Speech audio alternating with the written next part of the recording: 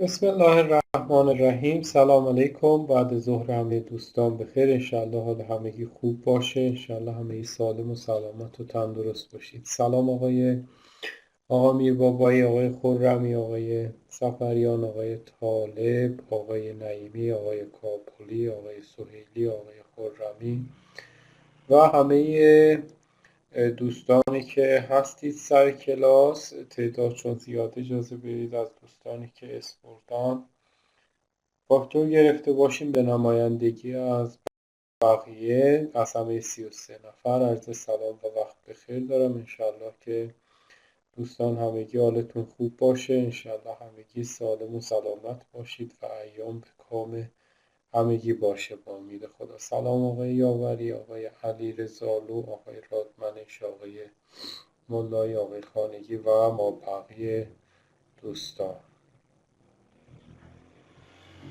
و آقای محمد یاسین داودی عزیز که یک سابقه خیلی طولانی با هم داریم. خوب هستید آقای داوده؟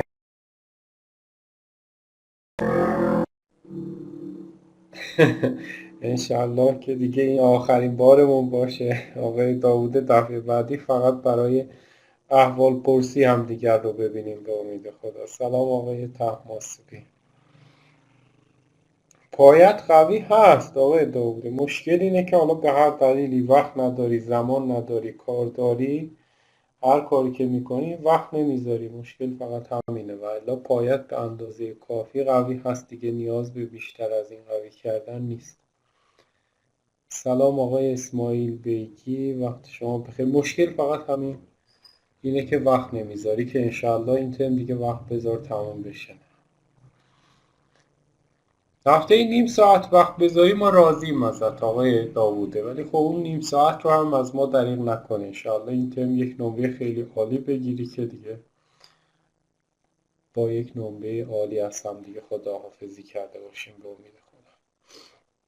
خب بقیه دوستان ترم چند هستید؟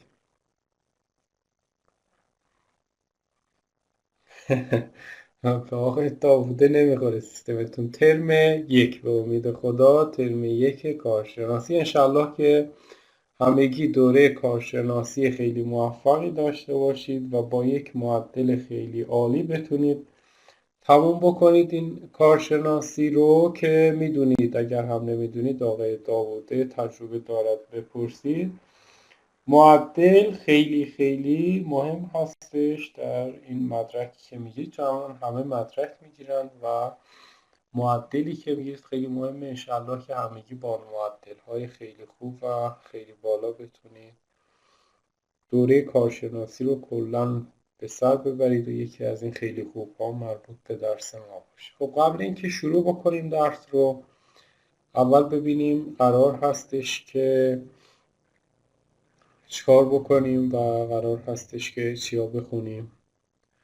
من قبلا گسسته داشتم 20. پس چرا الان اینجا چیکار میکنی؟ اومدی احوال پرسی آقای محمد رضا کریمی نژاد؟ سلام آقای محمودی.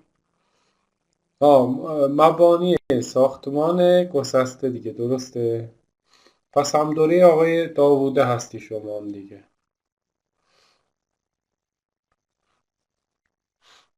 پس هم کلاس آقای داووده هستید به امید خدا. آقای علی صابری هم بودن، یه سری از بچه هم ترم پیش بودن آقای صابری، اونها حضور ذهن داشتن ولی الان یه خورده گذشته. ورودی بهمن شدن اونها. خیلی خوش آمدی آقای عباس آبادی. آقای یاوری هم بودن. آقای یاوری شما چند شدی؟ آقای صابری شما چند شدی؟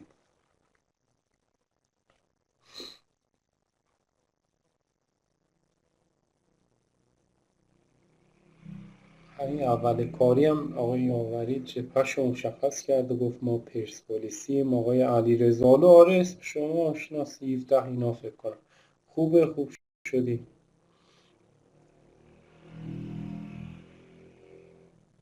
تازه رسیدیم آقای عباس آبادی.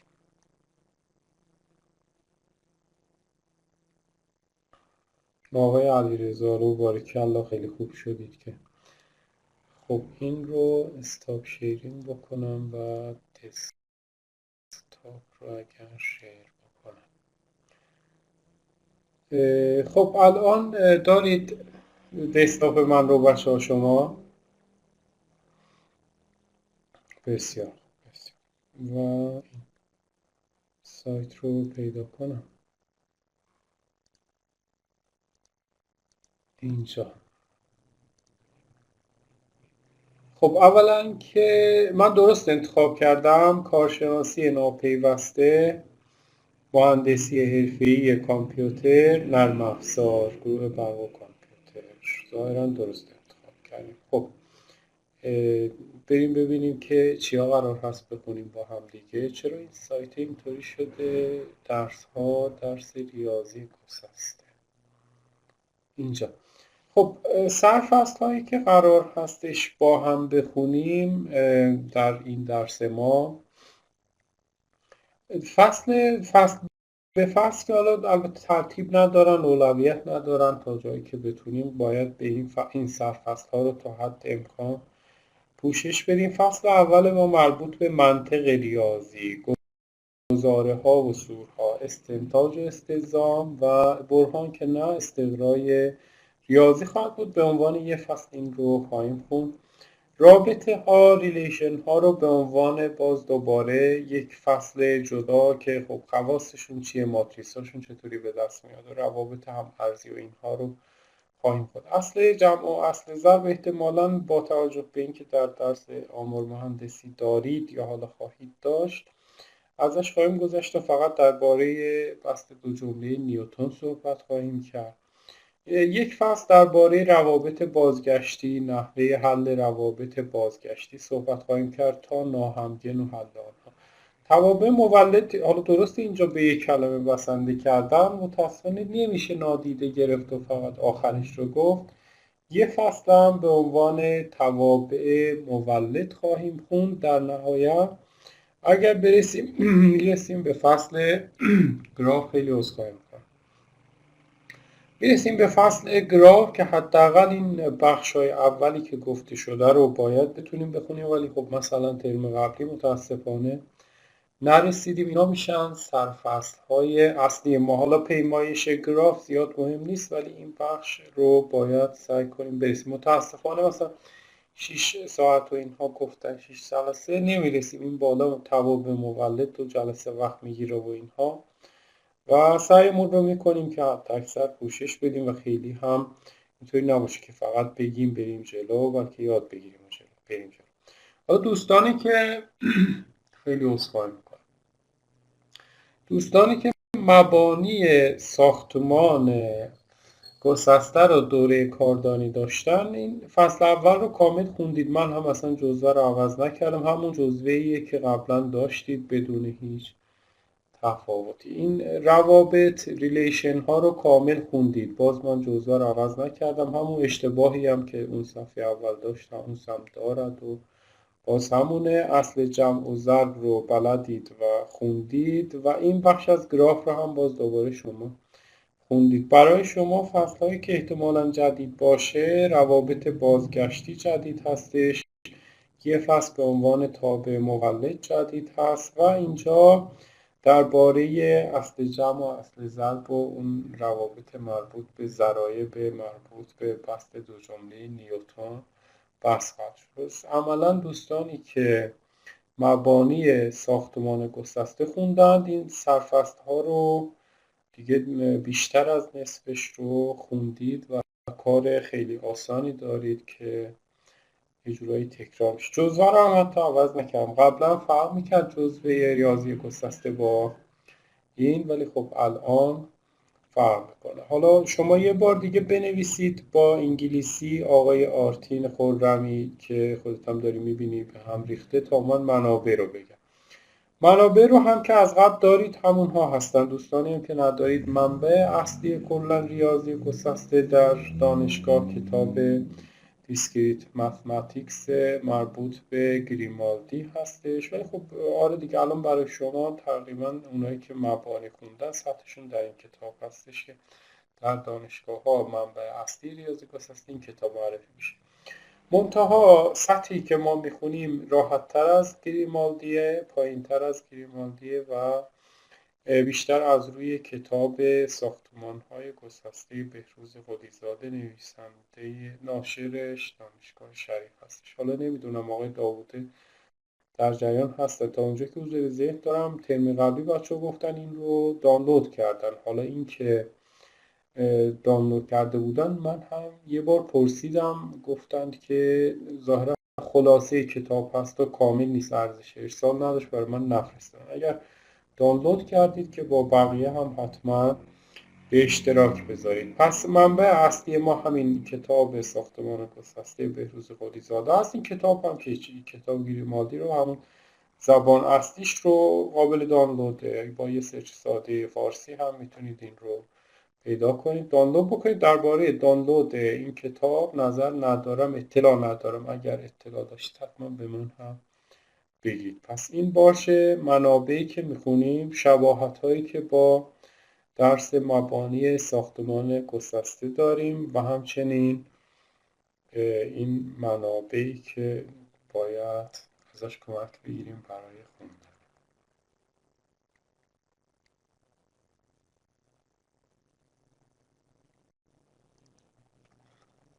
نه خب ما کل مباحث رو میخونیم آقای آرتین خرمی. اصلا فرض بر این است که نخوندن. حالا اون دوستانی هم که قبلا خوندن اگر میخوان سر کلاس نباشن به روال ترم های قبلی قبل از کلاس به من یه ایمیل بزنید، من اسمتون رو به عنوان حضور حتما رد بکنم و این مباحث مثلا فصل اول که الان داریم میخونیم شما قبلا خوندید و آشنایی با این فصل اول دارید. پس اگر دوستانی که قبلا مبانی ساختمان خوندن نمیخوان در کلاس باشن، قبل کلاس فقط کافیه که یه دونه به من ایمیل بزنید و بگید که امروز شرکت نمیکنید. پس این باش سرفصل و منابع. بحث بعدی در رابطه با ارزشیابی هستش، چطوری نمره تخصیص داده میشه. خب مثل همون روال ترم های قبلی اگر باشد، یعنی آموزش مجازی، امتحان مجازی، با همون روال رو تکرار میکنیم. 10 نمره مربوط به پایان ترم خواهد بود. اون امتحان پایانیتون 10 نمره است و در رابطه با امتحان 10 نمره هم مربوط به طول ترم خواهد بود. در طول ترم خب یه دونه امتحان میان ترم میگیریم، یه دونه و آخر بحث ها هم سعی میکنیم تمرین بارگذاری آخر فصل و آخر بحث ها تمرین بارگذاری میکنیم تا تمرینات رو بتونید جواب بدید و 10 نمره طول ترم کسب کنید بمونه پرده پایانی، تحت به شرط آنکه آموزش مجازی، امتحان مجازی باشد. اگر حضوری شد یا حالا هر شرایط جدیدی پیش اومد، باز دوباره دربارش با هم دیگه تصمیم میگیریم. یک گروه تشکیل بدید آقای عباس آبادی و لطفا نماینده کلاس هم یه ایمیل به من بزنند که من هم ایمیلتون رو داشته باشم که با هم دیگه در ارتباط باشیم که مثلا اگر مثل هفته قبل شد و قرار شد کلاس تشکیل نشه با هم هماهنگ باشیم و بگیم تا معطل نشید. ولی خب هفته قبل من اصلا لینک نذاشتم که دیگه دسترسی نداشتم بهتون، لینک کلا تعریف نکردم که بدونید که امروز تشکیل نمیشه. ولی خب به من هم یه ایمیل بزنه نماینده کلاس که این مشکلات دیگه پیش نیاد. امشب بازی هست دوست یا .com. خب این مباحثی هستش که قبل از شروع کلاس ما باید توضیح میدادم و شماها چه سوال هایی دارید، چه مباحثی باید توضیح بدیم، لطفا بفرمایید تا من توضیح بدم و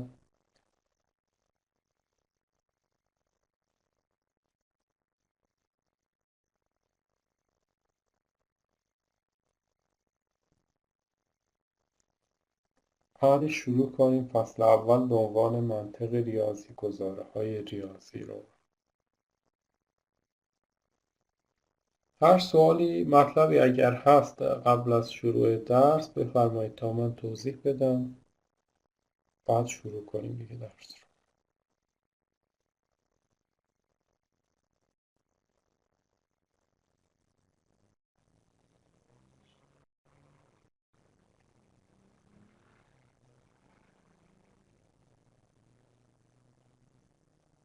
جزوه ها آره دیگه خوندیم اینا رو قبلا با آقای داووده خوندیم، ایراداش رو گرفتیم. فعلا اینجا به اشتراک گذاشتم دوستانی که با سیستم وارد شدن، مثل آقای آرمان صالح، مثل آقای اشکان مهرانپور، دانلود بکنید و در گروه هم به اشتراک بذارید برای بقیه بچه‌هایی که با گوشی وارد شدن ظاهر مشکل دانلود نداشته باشند. البته خب دارید دیگه، این همون جزوه دوستانی که قبلا مبانی خوندید، این همون جزوه هستش بدون تغییر، مگر اینکه ایرادی در جزوه بوده باشه که رفع کرده باشیم و الا مباحث همون مباحث قبلیه بدون تغییر. حالا اینکه چرا اینقدر دوتا درس یکیه، من هم مثل شما دلیلش رو واقعا نمیدونم. در سمیات هم چشم به اشتراک میذارم. امتحان کنم ترم هم بله از مباحث همین ترم هستش، مشابه جزوه، خیلی ساده و خیلی آسان. پس آقای هاشمی قمی زحمت کشیدن گروه تشکیل دادن، چت دات واتساپ، در واتساپ عضو بشید لطفا. ممنون آقای هاشمی عزیز، عضو بشید و به من هم یه ایمیل بزنید آقای هاشمی که من ایمیل شما رو داشته باشم برای هماهنگی و این مباحثی که ما هست با هم دیگه در ارتباط باشیم. این هم از گروهی که قبل کلاس باید تشکیل شد. خب آقای داوود، قبل شروع اگر مطلبی هست، اگر نقصی در ترم‌های قبلی بوده بگید، این ترم تکمیل بکنیم و درس رو شروع بکنیم.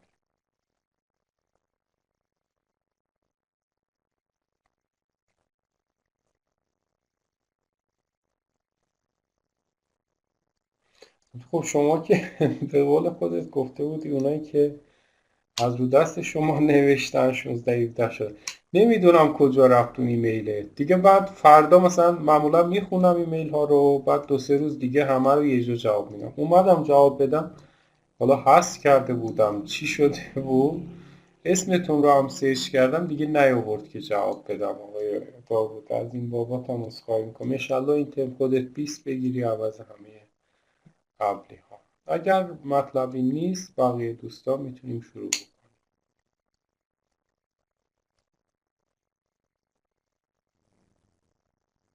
آقای سیفی هم که بله اسم شما هم آشناست. چرا حذف کردی آقای سیفی؟ آخرش که باید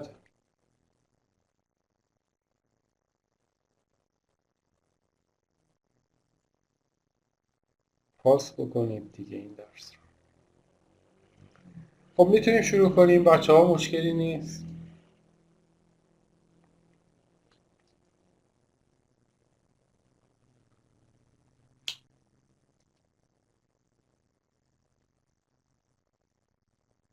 نه فقط آقای داووده اینطوری شد، حالا چرا منم نمیدونم چرا.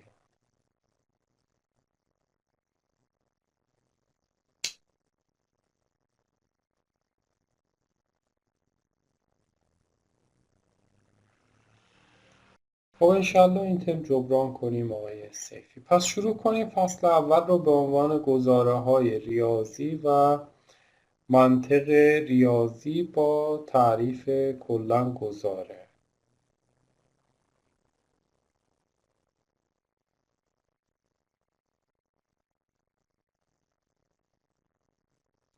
آره چون نگاه کردم اون مرحله اول که عکس بلیتتون رو فرستاده بودید امتحانشون، یادمه. من بعد تمرین ها رو هم نگاه کردم، متاسفانه تمرین هم نداشتید، فقط حضور در کلاسش. آخه پایان ترم هم باز دوباره حالا دقیق حضور ذهن ندارم چون دوباره نگاه کردم تا این حدش حضور ذهن دارم، پایان ترم هم باز ناقص جواب داده بودید. یه سری مباحث خاص رو جواب داده بودید، یعنی مثلا یه فصل رو جواب داده بودید ما بقیه رو جواب نداده بودید، یه همچین حالتی بود پایان ترم هم متاسفانه. حالا اشکال نداره، انشالله دیگه بالاخره گذشته ها گذشته بمونه برای نه. اتفاقا موقع ثبت نمره آقای سفریان واقعا حالا البته خب از مزایای این چیز هم هست، آموزش مجازی هم هست، اصلا یه سری نمرات واقعا خیلی خوب نمره میگیرن در آموزش مجازی، خیلی نمرات بالا، نه که فقط پاس بشن برن. اکثر بچه ها با نمرات خیلی خوب و نمرات بالا پاس شدن که خب البته ما خوشحال میشیم. خب پس اول ضبط رو هم راست میگم.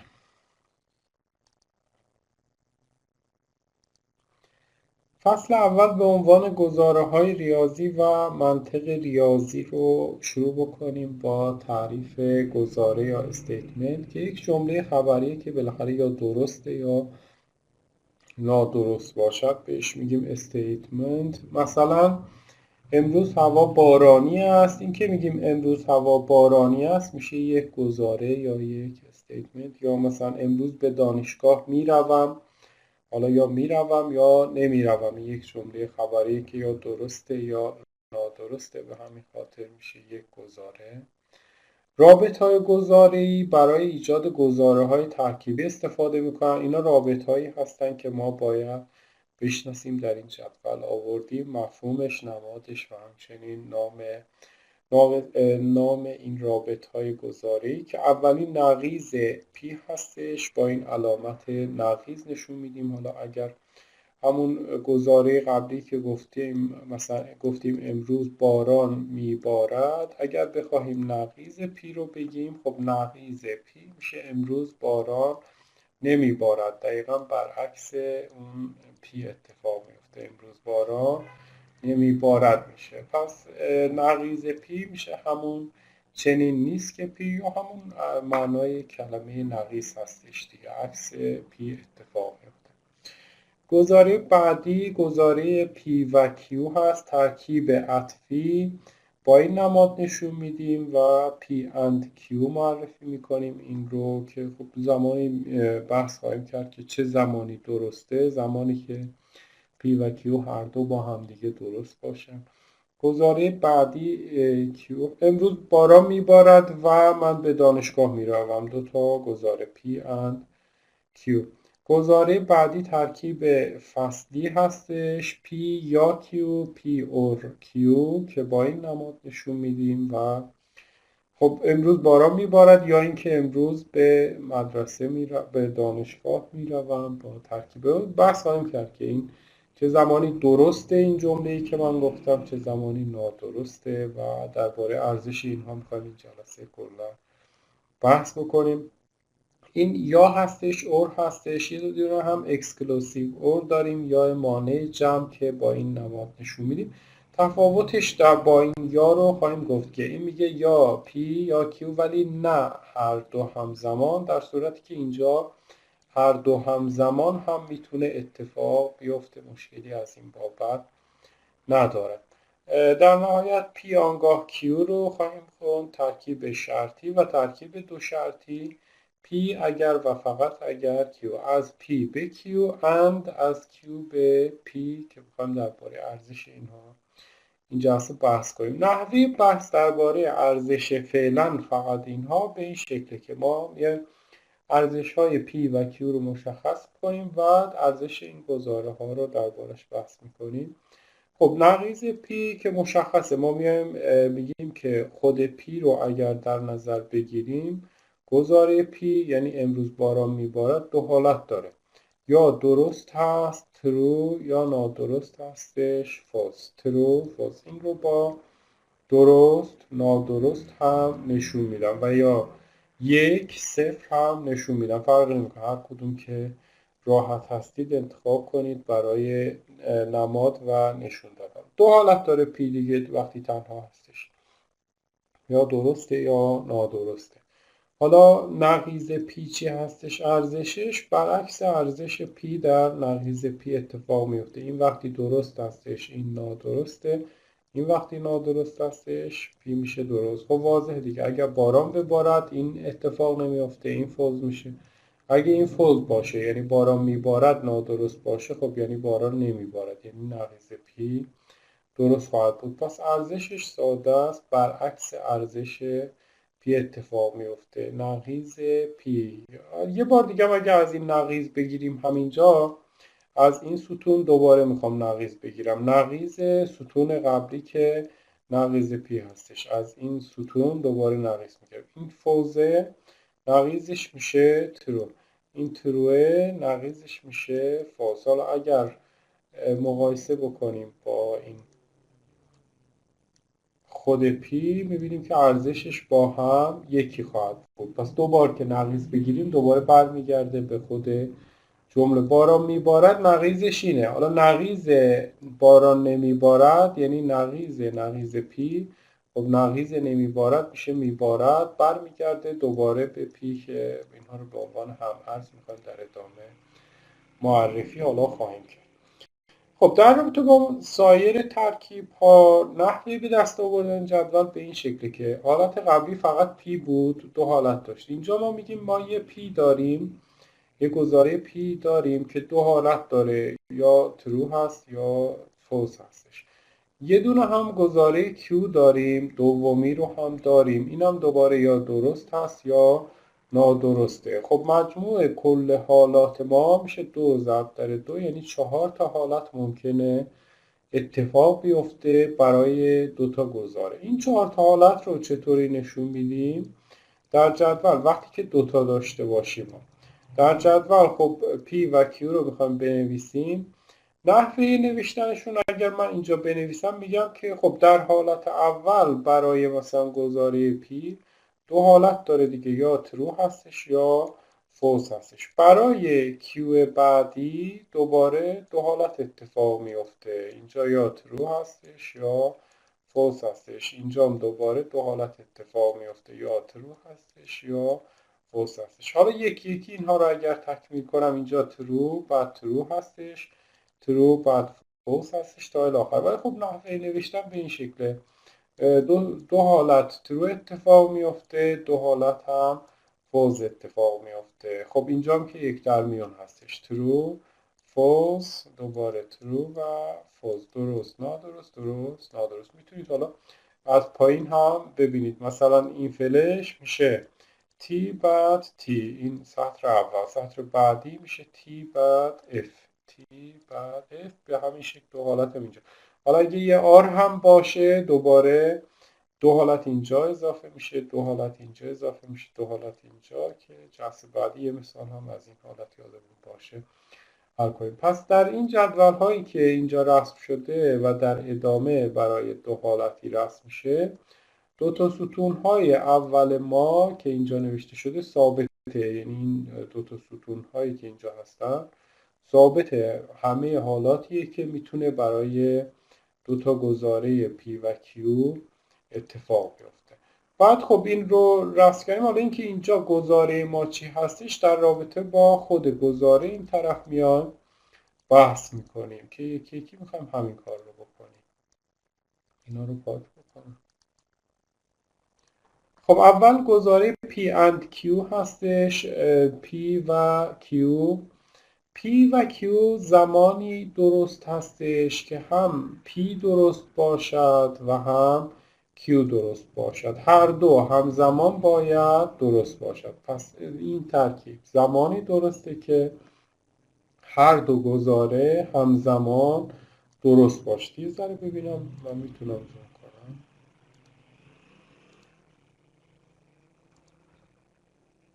حالا بهتر شد. خب ما ارزش های P و Q رو می نویسیم. حالتی که هر دو تاشون درست باشه پیدا میکنیم، میگیم در این حالت هر دوی P و Q درسته، پس P and Q همزمان درسته. در مابقی حالات کلا نیاز به بررسی ندارد و فالس خواهد بود. ولی خب میتونیم ببینیم اینجا مثلا Q فالسه، پس نتیجه این که اینور فالس شده. اینجا این فالسه، پس نتیجه میگیم این فاز اینجا هم که هر دوتا دیگه نادرستن، این قطعا نادرست میشه. پس با این حساب این P and Q زمانی درست است که این گزاره P و همزمان، یعنی هر دو با هم P و Q همزمان هر دو اگر درست باشند، خود گزاره هم گزاره P and Q هم یک گزاره درست خواهد بود.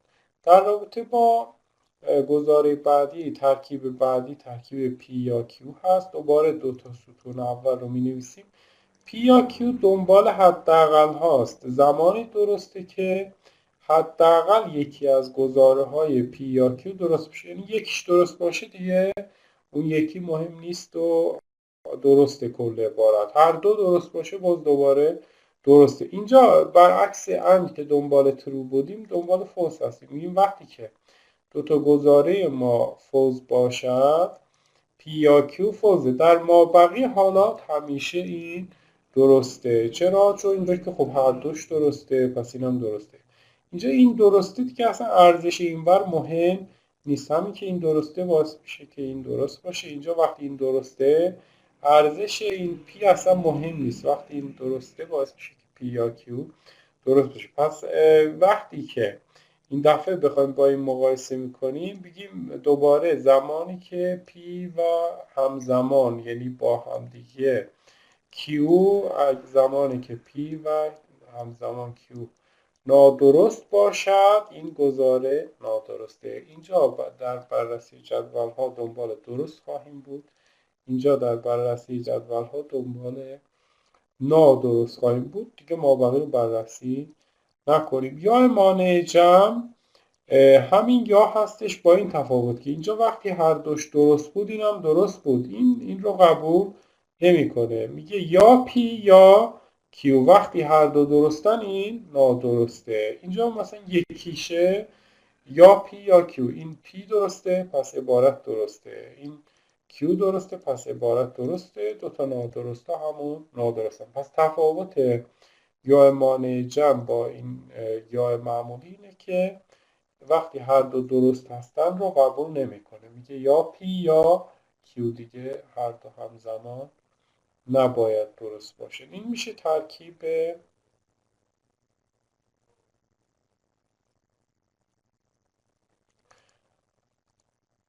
فصلی و ترکیب عطفی. مشکل هست؟ سوال هست درباره اینها؟ کدوم؟ نه هم ارز نیستن. حالا هم ارزی رو خواهم گفتم این جلسه. وقتی هم ارزن که ارزش ها با هم یکسان باشه. یعنی زمانی که این تروه این هم باید ترو می بود ولی خب این تروه سطر اول این فولس.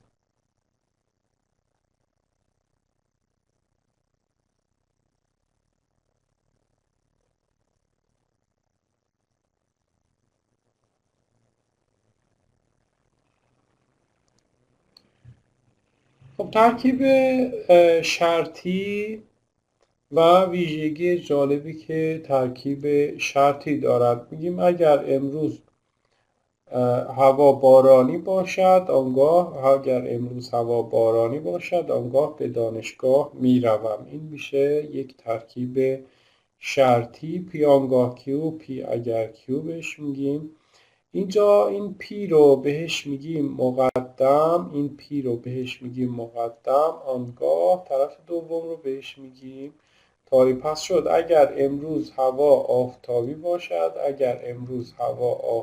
باشد آنگاه من به دانشگاه میروم. این میشه یک ترکیب شرط. این هوا آفتابی باشد رو بهش میگیم مقدم، این که به دانشگاه میروم رو بهش میگیم تالی. پس مقدم آنگاه تالی به عنوان ترکیب شرطی. ترکیب شرطی زمانی نادرست هستش که ما از یک فرض درست، از یک مقدم درست برسیم به یک نتیجه، به یک تالی نادرست. از یک مقدم درست به تالی نادرست برسیم. در این حالت پی آنگاه کیو ارزشش کلا نادرست خواهد. اگر از فرض درست به نتیجه درست هم برسیم که باز دوباره عبارت نادرسته. ویژگی جالبی که این پی آنگاه کیو داره مربوط به این حالت. میگه اگر اینجا فرض شما نادرست باشد ارزش طرف دوم، این نتیجه شما اصلا اهمیتی نداره. میخواد درست باشه میخواد نادرست باشه، پی آنگاه کیو نادرست خواهد بود. یعنی مثلا اینجا گفته که اگر لندن پایتخت دانمارک باشد آنگاه 2 کوچکتر از 4. این جمله کلا یک جمله درستیه. کل عبارت یک جمله درستیه. منظور کل عبارت این: اگر لندن پایتخت دانمارک باشد آنگاه 2 از 4 کوچکتره. این جمله یک جمله درسته. چرا؟ خب همون اول میگه که اگر لندن پایتخت دانمارک باشه. خب نیست که، این لندن پایتخت دانمارک نیست. این دیگه این طرف ارزشش اصلا مهم نیست که 2 کوچکتر از 4 میگی 2 بزرگتر از 4 میگی، اهمیتی نداره. کل جمله شما درست خواهد بود. یا مثلا میگه اگر 4 برابر 7 باشه آنگاه لندن هم پایتخت دانمارک. خب این ور دیگه درست نیست. 4 برابر 7 نیست، لندن هم پایتخت دانمارک نیست. ولی کل جمله رو اگر یه بار دیگه ببینیم، کل جمله ارزشش یک ارزش درستی داره که میگه اگه 4 برابر 7 باشه لندن هم پایتخت دانمارک. خب این که برابر نیست، پس این هم نیست دیگه. پس این میشه بهش میگن به انتفاع مقدم. این گزاره دارای ارزش درست هستش. زمانی که در پی آنگاه کیو مقدم نادرسته، یا همون بگیم فرض ما نادرسته، این حالت اتفاق افتاده، ارزش طرف دوم اهمیتی نداره. طرف دوم هرچی که میخواد باشه، کل جمله ما درسته. به همین خاطر در جدول ها وقتی پیانگاه کیو رو میخوایم بررسی کنیم، این حالت رو پیدا میکنیم از فرض درست به نتیجه نادرست، میگیم این حالت نادرسته، ما بقیه حالات رو میگیم کلا اینها درست هستش. فوز آنگاه هرچی کل عبارت میشه دقیقاً ترویی که آقای کریمی نژاد گفتند و اینو بهش میگیم به انتفاع مقدم درست هستش. این هم ترکیب شرطی. مشکلی که نیست، سوالی که نیست.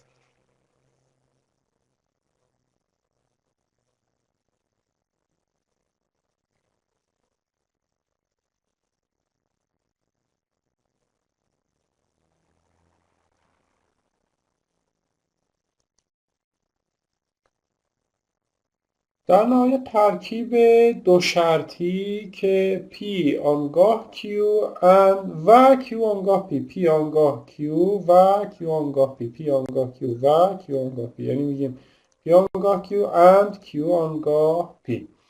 این دوتا میشه همون تعریف P اگر و فقط اگر Q. برای اینکه ارزش این رو بررسی کنیم، ارزش کل این عبارت رو میخوایم بررسی کنیم، سریع با هم دیگه بررسی کنیم که جدول ها رو همه رو حل شده نبینیم. پس گفتیم پی آنگاه کیو، پی اگر و فقط اگر کیو، ترکیب دو شرطی. حالا هم ارزی که بعدا میخواهیم بررسی کنیم هم ارز هستش. بفرمایید آقای سیفی.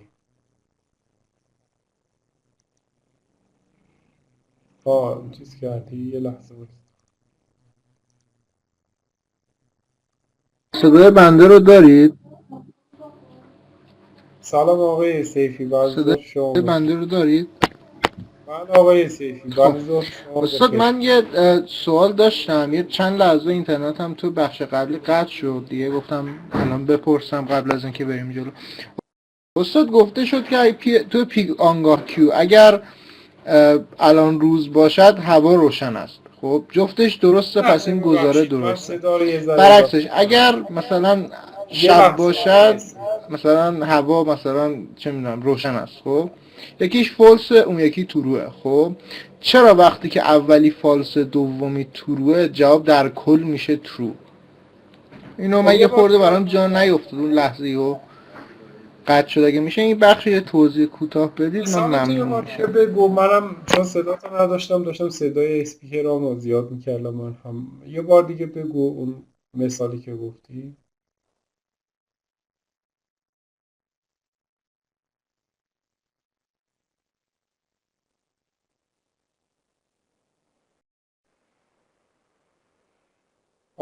آقای سیفی یه بار دیگه مثال رو میگی برامون؟ من صداتو رو ضعیف داشتم صدا رو زیاد میکردم.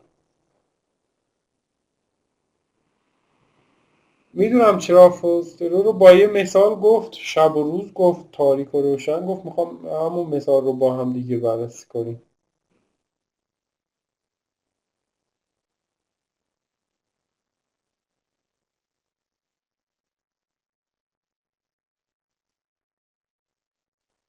چیزی گفت و رفت. نه. یه چیزی گفت و رفت آقای شیرده نه. اگر الان نمیدونم شاید یه همچین چیزی گفت اگر الان تاریک باشد آنگاه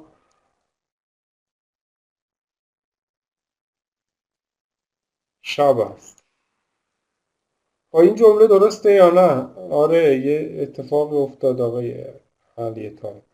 اگر الان تاریک باشد الان شب است. اگر هوا الان تاریک باشد هوا شب است. اگر الان تاریک باشد فکر کنم چیزی گفت اگر الان تاریک باشد هوا شب هستش. خب این یک جمله ای هستش که اگه بخوام ارزش ها رو دونه دونه بررسی کنیم که الان روشنه و هوا هم که باز دوباره و شب هم که نیست و روز هستش. خب این که میگه اگر الان تاریک باشد آنگاه شب است، اون جمله درستی هستش. چرا؟ چون خودش داره میگه اگر الان تاریک باشد دوباره حالا نتیجه بگه شب هم هست و از اول دیگه تکون نمیخوری که داره خودش میگه که اگر الان تاریک باشد هوا شب است. کل این جمله میشه یک جمله درست. اگر الان تاریک باشد هوا میشه شب میشه. یا برعکسش هم هست دیگه اگر الان تاریک باشد این طرف مثلا بگه روز است. اگر الان تاریک باشد این طرف بگه روز است که این الان یک فرض این طرف رو. باز دوباره کل عبارت من یک عبارت درستی هستش. اگه الان تاریک باشد روز است. خب وقتی الان تاریک نیست دیگه نیازی با بررسی طرف دوم هم نیست. کل جمله‌ای که شما گفتی فرضی که از اول برداشتی اشتباه دیگه. حالا اینکه چه نتیجه‌ای میگیری نتیجه درست باشه یا نادرست باشه مهم نیست. وقتی میگه اگر اینطوری باشه این راه رو قراره بریم. خب وقتی اینطوری نیست یعنی راه رو نمیریم و کل عبارت شما ارزش درستی پیدا میکنه. راست میگی رکورتم رفت. یا بهش میگم به انتفاع مقدم. چشم آقای ابوالفضل رادمنش آقای اشکان چشم.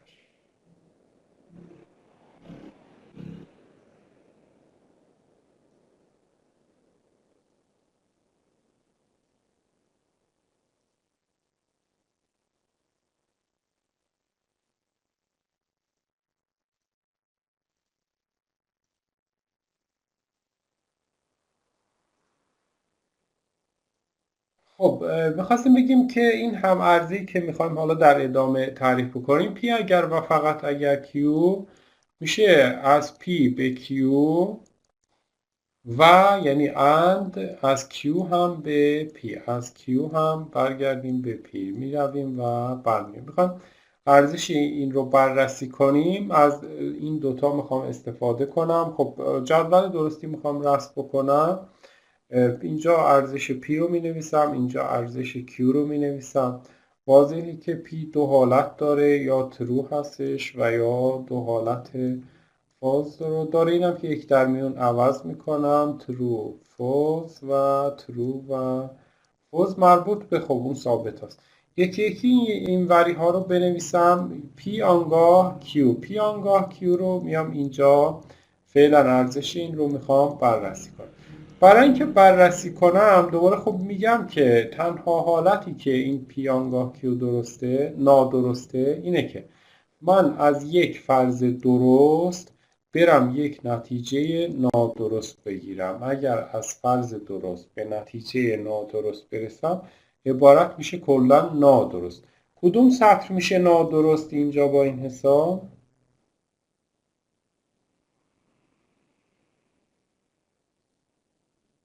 سطر دوم. خیلی ممنون. قطعا میشه نادرست. از فرض درست به نتیجه نادرست برسیم این سطر کلا میشه پس اگر حالا پاک بکنه این میشه نادرست. ما بقیه رو اصلا دیگه بررسی هم نمی کنم. در همه حالات قطعا درست خواهد بود. این دوتا چون فرض ها فوز هستن ستاره میزنم به انتفاع مقدم درستن. اینم که خب از فرض درست نتیجه درست گرفت. این از این. کیو آنگاه پی رو هم اینجا بنویسیم. کیو آنگاه پی هم که برگشت هستش کیو آنگاه پی هم دوباره زمانی نادرست هستش که از مقدم درست تالی نادرست باشد. کدوم سطر میشه؟ از فرض درست به نتیجه نادرست. میگن دوستان سطر سوم آقای پناهی، سطر 1 2 3. در سطر سوم فرش این طرف هست دیگه، از فرض درست به نتیجه نادرست رسیده، پس این میشه فاز. مابقی اصلا نیاز به بررسی نداره، مابقی دیگه قطعا همشون درست خواهد بود، نیاز به بررسی نداره. ولی خب اگه بخواهیم هم بررسی کنیم، اینجا از فولز میره به ترو، پس این میشه به انتفاع مقدم. اینجا هم از فولز داره میره، پس این هم دوباره میشه به انتفاع مقدم. اینجا هم که خب از فرض درست نتیجه درست میگیره، پس کاری که میکنه درسته. در نهایت حالا میتونم این طرف دوم رو کامل بکنم، بگم حالا میخوام ارزش پی آنگاه کیو اند ارزش پی آنگاه کیو اند ارزش کیو آنگاه پی رو بررسی بکنم، کیو آنگاه پی رو بررسی بکنم. خب برای اینکه راحت باشم میگم تو حالت قبلی، تو صفحات قبلی P and Q میگفتم زمانی درسته که هر دو با هم درست باشه، یعنی این true باشه این true باشه. کل عبارت من trueه، در مابقی حالات کلا نادرست خواهد. الان هم همینه، این P آنگاه Q این ستون هستش، P آنگاه Q این ستونه، Q آنگاه P هم که این ستونه.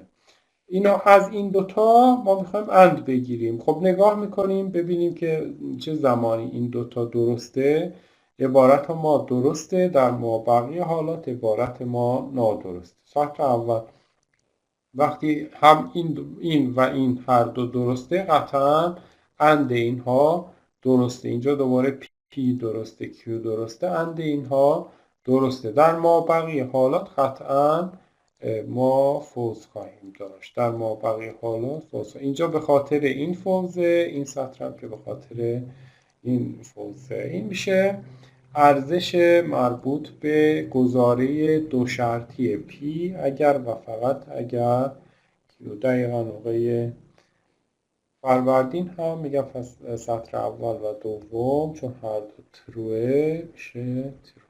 این نحوه رسم جدول. فعلا درباره رسم جدول که مشکلی که نیست، سوالی که نیست.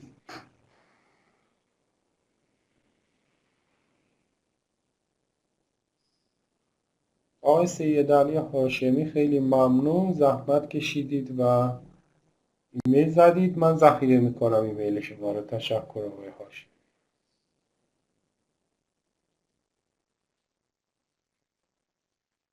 خب این پی اگر و فقط اگر کیو رو هم مثل قبلی ها خلاصه کنیم، بگیم چه زمانی این درست هستش. اگر هر دو درست باشن، پی اگر و فقط اگر کیو درسته.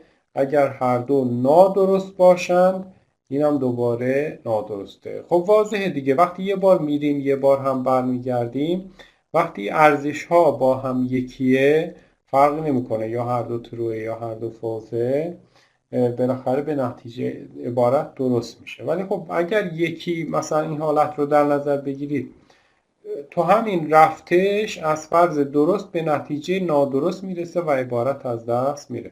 یا اینو در نظر بگیرید میره چون به انتفاع مقدم درسته، موقع برگشت ولی به مشکل بخوره، موقع برگشت از ترو به فولس میخوره و درست نمیشه. پس این ترکیب دو شرطی زمانی درسته که ارزش ها با هم یکی باشه. از اینجا به بعد دیگه میتونیم از این جدول هم استفاده کنیم. خب هم ارزی منطقی رو گفتیم که با این نماد نشون میدیم. هم ارزی منطقی یعنی که دو تا گزاره مرکبی که ما داریم، این پی اگر و فقط اگر کیو و طرف اول این گزاره مرکب شماره 1 گزارش مرکب شماره 2، اینا با هم ارز هستن، سه تا خطه، بدون در نظر گرفتن ارزش مؤلفه ها. یعنی چی ارزش مؤلفه ها؟ یعنی مثلا برام مهم نیست پی آنگاه کیو درسته یا نه، بعد کیو آنگاه پی اصلا ربطی به این داره یا نه، برام مهم نیست. اینکه ارزش پی چیه ارزش کیو چیه اصلا برام اهمیتی نداره. ارزش کل این دو طرف برام مهمه که اگه با هم یکی باشند میگیم دوتا با هم ارزه، اگر با هم یکی نباشند میگیم هم ارز نیستش. مثلا دو تا عبارت ساده، عبارت طرف اول با طرف دوم هم ارزه. چطوری بررسی میکنیم؟ خب جدول درستی رسم میکنیم، با استفاده از جدول درستی میگن اینها رو. خواهیم بررسی بکنیم. خب پی رو رسم میکنیم، کیو رو ستونش رو رسم کنیم. اینجا چون نقیض پی رو میخوام، نقیض پی رو هم که خب برعکس پی دیگه، این تروه این فوزه تا الاخر. طرف اول نقیض پی یا کیو، من میدونم که یا دنبال حداقل هاست، زمانی نادرسته که هر دو نادرست باشه. پس در این ستون نقیض پی و این کیو دنبال هر دو فوز هستم. اینجا هر دو فوز، این نتیجه میشه فوز دیگه. در مابقی حالات این درسته. پی آنگاه کیو، خب از پی میخوام برم به کیو، میدونم فقط زمانی درسته که از فرض درست به نتیجه نادرست برسم. خب اینجا از فرض درست به نتیجه نادرست میرسه، این پس میشه فوز، مابقی میشه زیرو. خب حالا هم ارزی یعنی چی؟ هم ارزی یعنی ستون طرف اول این نقیض پی یا کیو با ستون طرف دوم مقایسه کنید.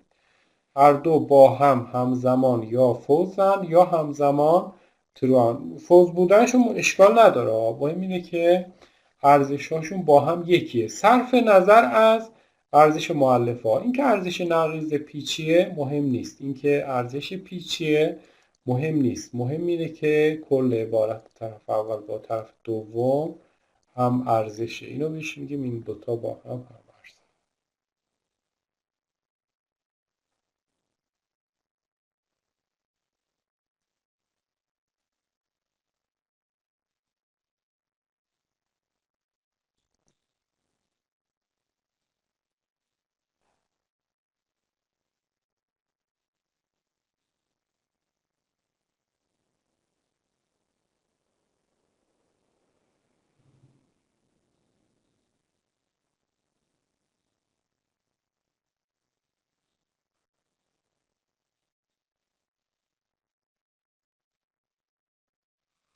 نه نرفته، یه لحظه آب خوردم با آقای یاوری. یه لحظه خیلی حساس نباشید، این وسط ها بالاخره این اتفاقا میفته، ما هم گناه داریم بالاخره. والا آقای نعیمی یه لحظه آب خوردم دیگه، صدا کجا رفت؟ خب یا مثلا به سال دوم ببینید، هم ارزی یعنی که کل ارزش این طرف اول این طرف دوم این دوتا با هم ارزش هستند یا نیستند. که ارزش این پرانتز چیه، ارزش این پرانتز چیه، ارزش پی چیه دیگه اهمیتی عملا برای ما نداره. طرف اول طرف دوم دوباره همون پی و کیو رو درست میکنم. ببینید برای پی اگر و فقط اگر کیو، حالا اینجا خب پی آنگاه کیو و کیو آنگاه پی رو هم نوشته، نیازی واقعا به این دوتا ستون تا بتونه طرف اول رو از روی این دوتا اند بگیره بنویسه، نیاز به این دوتا ما نداریم. ما میدونیم که اینا وقتی هم ارزشن، پی اگر و فقط اگر کیو تروه، در دوتا حالت بعدی نادرست. اینجا این دوتا هم ارزشن پس این میشه ترو، اینجا این دوتا هم ارزشن پس این میشه ترو. پس ما میتونستیم همون اول بنویسیم. اینجا چون ارزش ها با هم متفاوته دیگه، اینها قطعا فولس هستن. پس ما میتونستیم این دوتا ستون رو از جدول ما حذف بکنیم، نیازی واقعا به این دوتا ستون نبود. ولی خب اینجا حالا چون میخواد توضیح بده و کامل بنویسه، این رو کامل رفت کرده. این از این طرف اول پس حل شد. طرف دوم نقیض پی رو میخوایم. اینجا من نوشتم خب برعکس پیه دیگه، این هر جا تروه این فوزه و برعکس. نقیض پی رو نوشتم، نقیض کیو رو هم لازم داریم. اینجا نقیض کیو رو هم نوشتم برعکس کیو، این فوزه این تروه، این تروه این فوزه تا را آخر. حالا یکی یکی اینها رو، پرانتز ها رو ارزشاش رو بررسی کنیم. نقیض P یا Q، برای اینکه دچار اشتباه نشیم، خب نقیض P این هستش یا Q هم این هستش. بین این دوتا یا میخواد بررسی کنه. خب یا رو ما میدونیم، تو صفحات قبلی میگفتیم وقتی یا داریم این عبارت اول این عبارت دوم دنبال حداقلاست، یعنی یکیش درست باشه این هم نادرسته. چه زمانی نادرسته؟ زمانی که این فوز باشه این هم فوز باشه، این باعث میشه که کل یا ما فوز باشه. خب من میام دنبال همین حالت فقط میگردم دیگه، میام میگم که در سطر دوم اینا هر دوشون فوزه، پس نتیجه این که نقیض پی یا کیو فوز. مابقی چی؟ دیگه مابقی رو سریع نوشتم، تو نیاز به بررسی نداره. حالا اگه خواستیم اینجا میگیم که خب این تروه، تو این سطر هر دو تروان، تو این سطر این تروه، ولی خب واقعا نیازی به بررسی اینها نیست. وقتی فوز رو پیدا کنیم در پی یا کیو، کار ما تقریبا تمامه، اون رو مشخص کنیم. حالا اگر پاک بکنیم ها،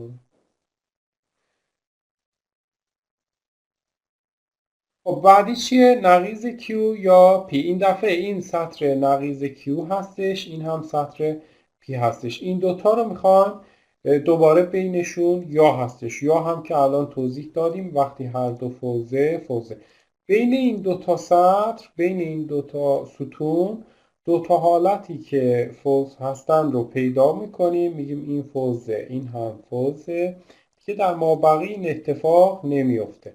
پس نتیجه این که این سطر من فوزه، اینجا ببینید فوزه، مابقی دیگه نیاز به بررسی نداره. یا دیگه دنبال حداقل است، اینجا این تروه پس اون ور تروه، این تروه پس اون ور تروه، یا اینجا این ترو هستش پس این میشه ترو. نیازی به این حد بررسی هم اینها واقعا ندارم، وقتی یا هست اتفاق میفته. حالا میتونیم کل طرف دوم رو تشکیل بدیم. میگه این پرانتز اند این پرانتز، این نقیض پی اند کیو اینجا هستش، این ستونه، این پرانتز هم اینه. بین این دوتا میخوام اند بگیرم. خب پی اند کیو رو صفحات قبلی گفتیم که هم پی درست باشد هم کیو درست باشد این نتیجهش درست هستش. در ما بقیه حالات این نادرسته. میام حالتی رو پیدا میکنم که این دوتا درسته. خب اینجا درسته، میگم این درست میشه. این دوتا درسته، میگم این هم پس درست میشه. دوتا حالت بعدی که با هم یه ترو فولس فولس ترو هستن میشه ناقص. در نهایت بیایید طرف اول رو با طرف دوم مقایسه بکنیم. این ستون اول ما هستش که طرف اول هستش، این هم طرف دوم هستش. اینا کاملا ارزششون با هم یکیه، ترو هستند یا با هم ترو هستند یا با هم فولس هستند. پس اصطلاحا اینها رو بهشون میگیم اینها، این دوتا گزاره با هم ارز هستند. این هم تعریف پس هم ارزی بدون در نظر گرفتن ارزش این پرانتز یا این پرانتز یا این پی. این هم تعریف هم ارزی و بررسی هم ارزی با استفاده از جدول. مشکلی که نیست، سوالی که نیست.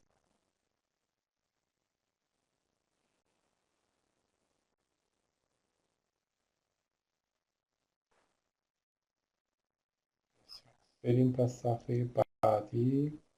این صفحه هم آسونه، صحبت کرده در رابطه با تبدیل این اعمال به همدیگه. خب مثلا اینجا گفته پی بشه هوا سرد است، کیو بشه باران میآید. حالا این گزاره ها رو بیان کنید. اینجا مثلا نقیض پی رو میگه بگید چی میشه.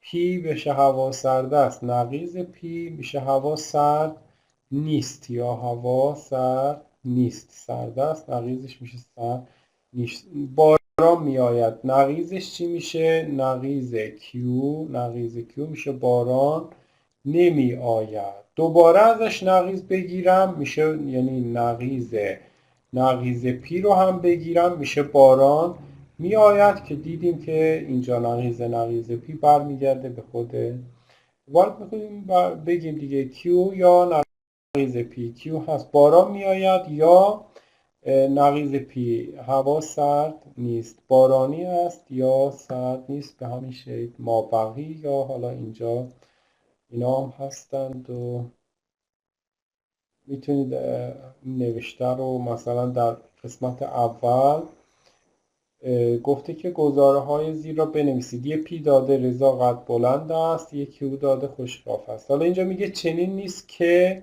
از اینجا به بعد خب چنین نیست که نقیضه. نقیض کل این پرانتز رو میخوام. قد کوتاه اینجا چیه؟ قد بلند. قد بلند پی باشه، نقیض پی میشه قد کوتاه. پس با این حساب این که اینجا میگه قد کوتاه میشه نقیض یا. خب یا رو هم که میشناسیم. خوش قیافه چیه؟ خوش قیافه هم کیو هستش، میشه کیو یا نقیض پی. نقیض پی یا کیو به این شکل اینها بیان میشه. و خب به هر کدوم از اینها هم که میشه براش جدول ارزش یا جدول درستی رسم کرد. نیاز هست برای مثلا یکی از اینها جدول رسم کنیم یا نه؟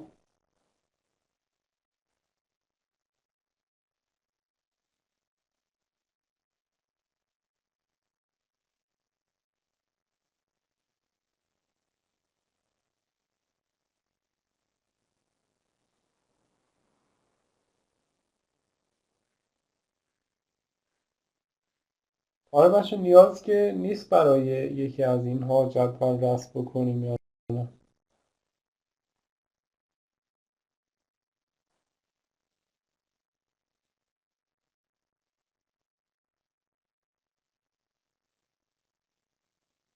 آره خدامی که یاد گرفتم دو نیازی نداره.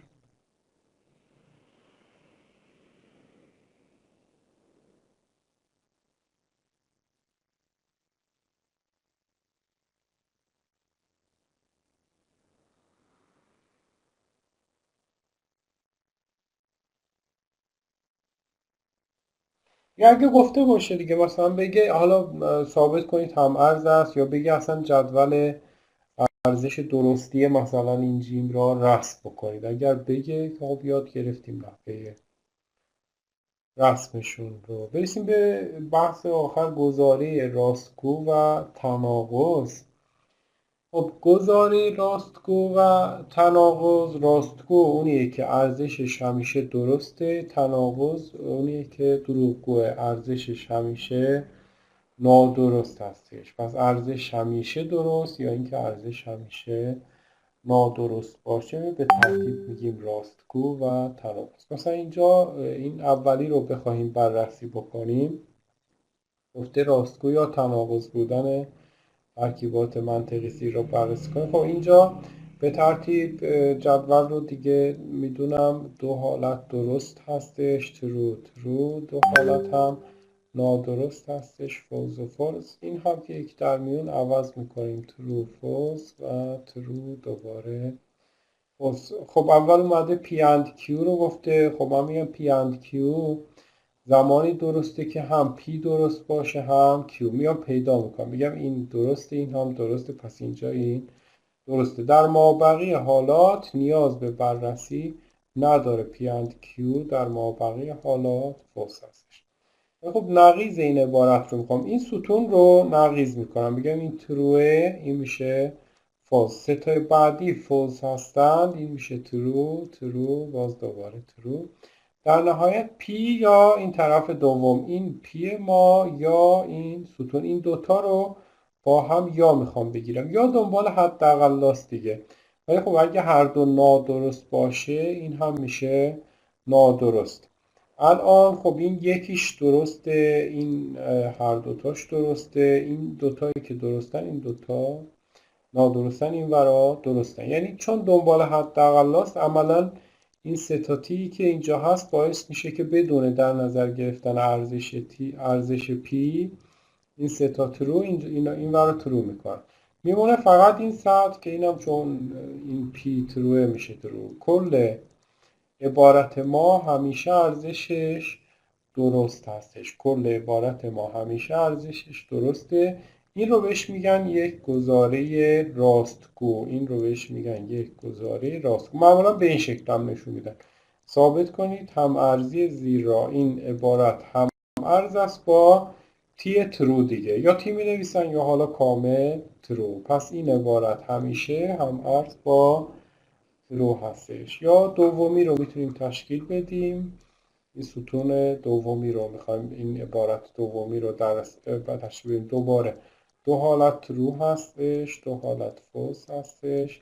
اینجا کیو باشه یک در میان ترو فالس و ترو و فالس هست. یه پی اند کیو داریم که اینجا اومده پی اند کیو. گفتیم زمانی درسته که هر دو درست باشه. خب سطر اول این هر دو درسته، این درسته. در مابقی حالات اصلا نیاز به بررسی نداره چون انده مابقی نادرسته. میدونم پی یا کیو داره. پی یا کیو هم زمانی نادرسته که هر دو نادرست باشد. این پی این کیو کجا نادرستن؟ اینجا این دوتا نادرسته، پس این میشه نادرست. در مابقی حالات پی یا کیو درست هستش، پس این هم پی یا کیو. ولی خب خود پی یا کیو نه دیگه، نقیزش رو میخوام، نقیز این رو میخوام. به همین خاطر این سطر رو برعکس میکنم. سه تا تی ها به ترتیب میشن 3 تا F و این F من هم میشه true. حالا میتونم بگم P and Q and طرف دوم. خب این P and Q که اینجاست، طرف دوم هم که اینجاست. بین این دوتا میخوام and برگزار کنم، and برقرار کنم. and زمانیه که گفتیم هم این درست باشه هم این درست باشه، هر دو همزمان باید درست باشه. الان این درسته ولی این نادرسته. این هم که هر دو نادرستن، این هم که هر دو نادرستن. این هم که درسته که این درسته ولی این نادرسته. یا میتونستم بگم چون انده این سه تا فالس هایی که اینجا هستن عملا دیگه اینجا اصلا ارزش طرف اول مهم نیست. طرف اول هرچی هم که باشه چون دارم اند میگیرم اینا میشن فالس. حالا این تروه میام اینم نگاه میکنم میبینم این فالزه، پس این هم فالزه. ارزشش کلا فوزه. اینا بهش میگم متناقض، پس این رو میگم هم ارز هستش با F. حالا یا کامل هم می نویسن F یا فوز، یا فرق نمیکنه، یا فوز کامل هم می نویسن. این میشه گزاره راستگو و گزاره تناقض. سوال هست؟ مشکل هست؟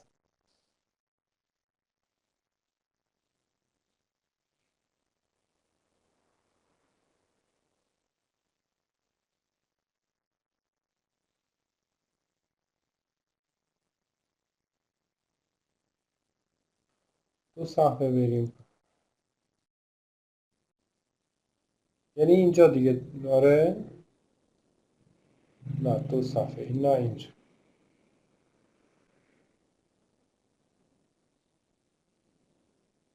خب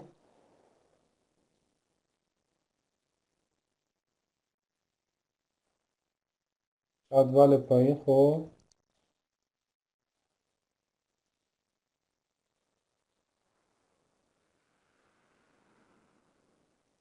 ستون هفت، ستون هفت، 1 2 3 4 5 6 7. طرف اول پی اگر و فقط اگر ستون هفت چطوری به دست میاد؟ پی اگر و فقط اگر کیو اینجا بنویسم. اگر ما گزارمون باشه به این شکل پی اگر و فقط اگر کیو.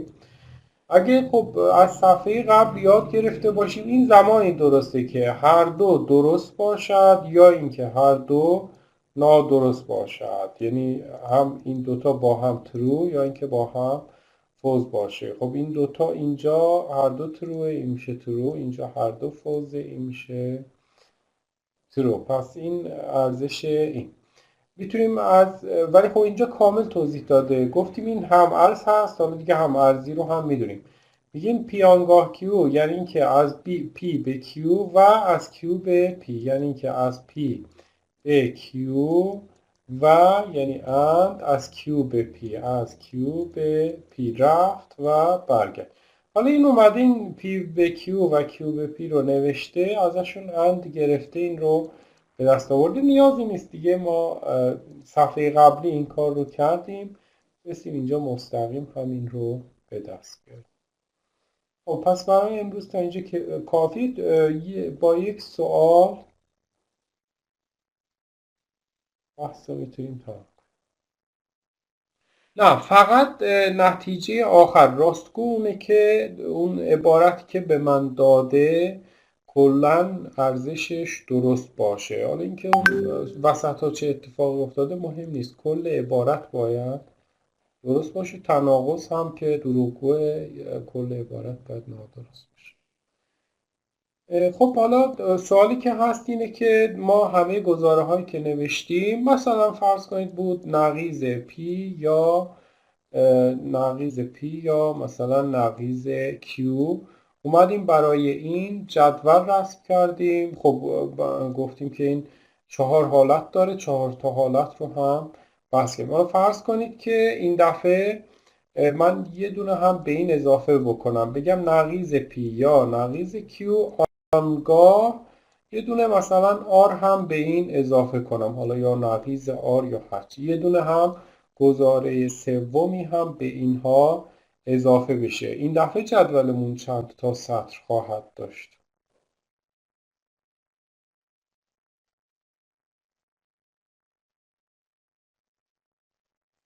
R رو هم به قبلی ها اضافه کردم، یه دونه به قبلی ها اضافه کردم. این دفعه جدول چند تا سطره؟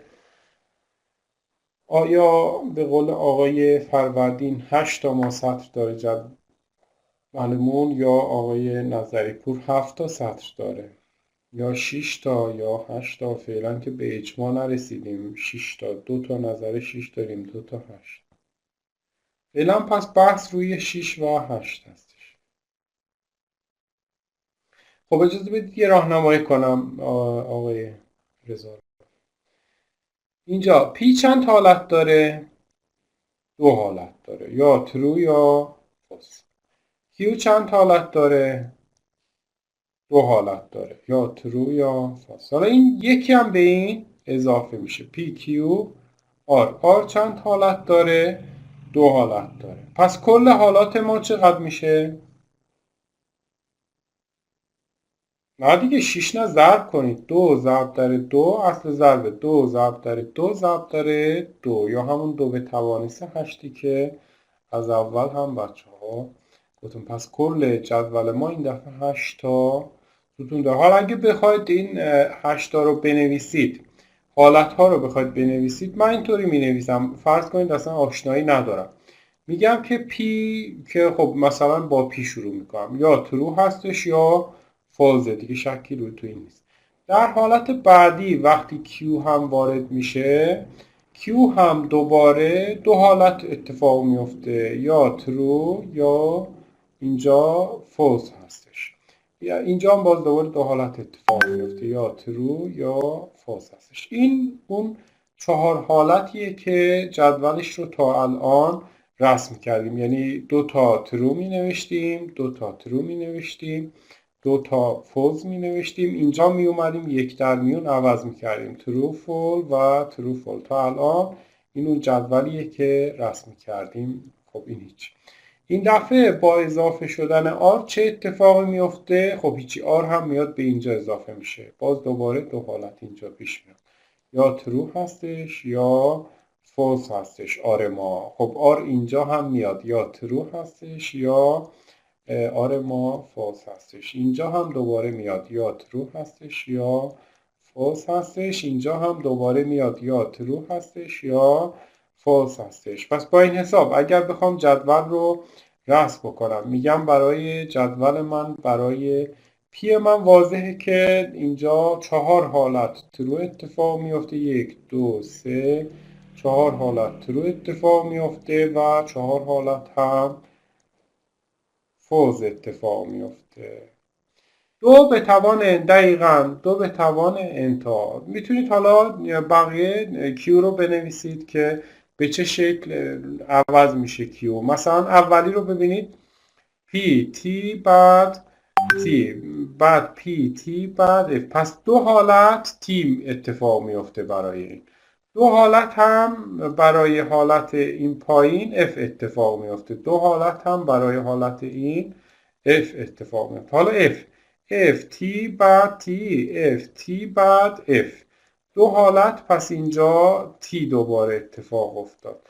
حالا آخری اف اف تی اف اف اف. 2 حالت اف اتفاق افتاد. این 2 حالت اف هم میمونه برای F. R هم یک در میان عوض میشه. R هم که یک در میان عوض میشه. TF تا آخر. حالا میتونیم ادامه بدیم. یه بار نقیض P، یه بار نقیض Q، یه بار یا بگیریم از نقیض P یا Q، در نهایت P آنگاه Q. این ستون آنگاه R رو بیایم اینجا تشکیل بدیم. پس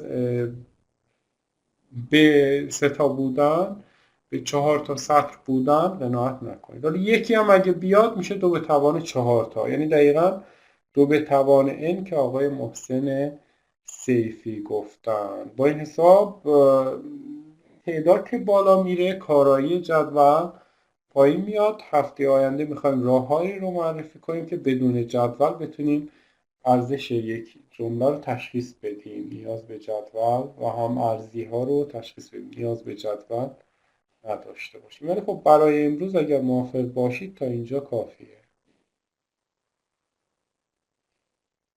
ممنونم، شما خسته نباشید.